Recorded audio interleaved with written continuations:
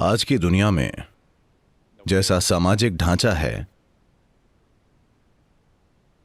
जिस तरह से जीवन के कई पहलू व्यवस्थित हैं, उसकी वजह से महिलाओं को पुरुषों से कहीं ज्यादा सेहत का ध्यान रखना पड़ता है।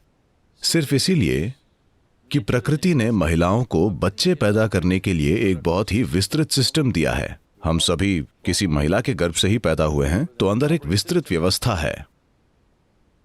अगर आप अतीत को देखें तो आमतौर पर महिलाएं 15-16 साल की उम्र से अपनी जीवन की प्रजनन प्रणाली का इस्तेमाल शुरू कर देती थीं। वे शायद जीवन भर या कम से कम उनके पूरे प्रजनन जीवन में किसी तरह से अपनी प्रजनन प्रणाली का उपयोग करती थीं। अगर किसी महिला के जीवन में 6, 7 या 8 बच्चे होते थे तो शायद वो पूरा जीवन व्यस्त रहती थी। तो प्रजनन अंगों का एक तरीके से उपयोग होता था। इस वजह से महिलाएं वैसी चीजों का सामना नहीं करती थीं जैसे आज कर रही हैं। एक और कारण यह है कि पुरुष और महिला दोनों ही शारीरिक रूप से बहुत मेहनत करते थे। शारीरिक मेहनत की वजह से पेट के आसपास कभी कोई चर्बी नहीं होती थी।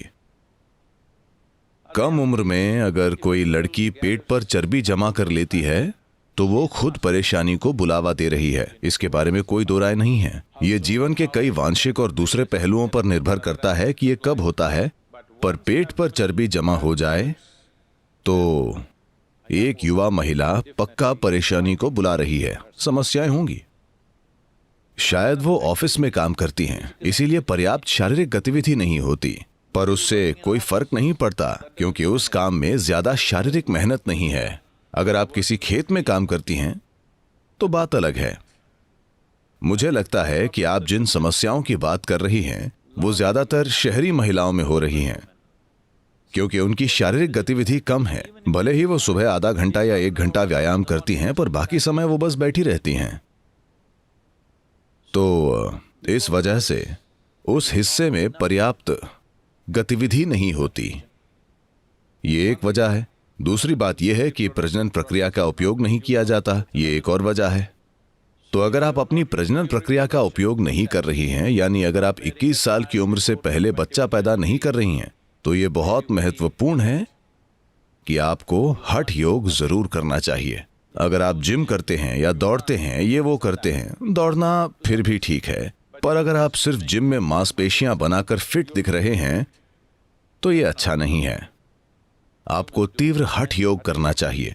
12 साल की उम्र से अगर कोई बच्ची हठ योग करना शुरू कर देती है तो ये सभी समस्याएं जिन्हें ज्यादातर लोग एक बड़ी समस्या मानते हैं और अपने भीतर विकास के हर चरण से बहुत ज्यादा संघर्ष से होकर गुजरते हैं, ये लड़कियां उनसे बिना किसी दिक्कत के होकर गुजरेंगी। तो ये होना चाहिए कि अगर किसी महिला के प्रजनन स्वास्थ्य को बिना प्रजनन के अच्छी स्थिति में बनाए रखना है तो ये बहुत जरूरी है कि कुछ चीजें की जाएं, और आप इसके लिए जो कर रही हैं उसका ज्यादातर हिस्सा आपके सीने या पेट के हिस्से पर केंद्रित होना चाहिए। इसकी एक तरह से कसरत होनी चाहिए। ऐसी कोई प्रणाली नहीं है जो हठ योग की तरह इस पर काम करती है। हठ योग की प्रणालियां इस पर काम करेंगी और ऐसे विशेष आसन और प्रक्रियाएं हैं जिन्हें सिखाया जा सकता है। अगर वो ऐसा करती हैं तो उन्हें मेडिकल हेल्प की जरूरत नहीं होगी, जिसकी संख्या दुर्भाग्य से बड़े पैमाने पर बढ़ रही है।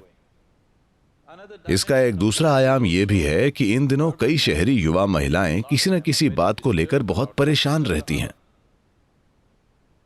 एक समय था जब सिर्फ आपका परिवार या आपके बच्चे या आपके पति या करीबी दोस्त ही आपको परेशान कर सकते थे। अब दुनिया भर में आपकी दोस्ती है और कोई भी आपको कभी भी परेशान कर सकता है।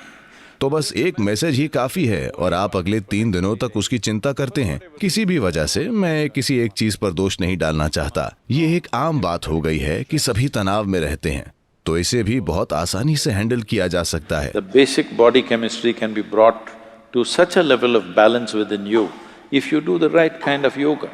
अगर आप सही तरह से योग करते हैं तो आपके भीतर मौजूद शरीर के बुनियादी रसायनों को संतुलन में लाया जा सकता है, और आने वाली पीढ़ियों के लिए यही समाधान है। वरना ये चीजें बढ़ जाएंगी, क्योंकि आज मुझे लगता है कि ग्रामीण, आदिवासी, सभी प्रकार की महिलाओं को मिलाकर मेरे ख्याल से बच्चे पैदा करने की औसत उम्र 22 के आसपास हो गई है। पर मुझे विश्वास है कि अगले 25 सालों में ये शायद 35 हो जाएगी, और ये बहुत अच्छी बात है। अगर ये 35 तक पहुंच जाती है और महिलाएं खुद की देखभाल नहीं करती हैं, तो युवा महिलाओं में ऐसी समस्याओं की संख्या कई गुना बढ़ जाएगी। अपना ख्याल रखने का मतलब दवाएं लेना या डॉक्टरों के बारे में नहीं है।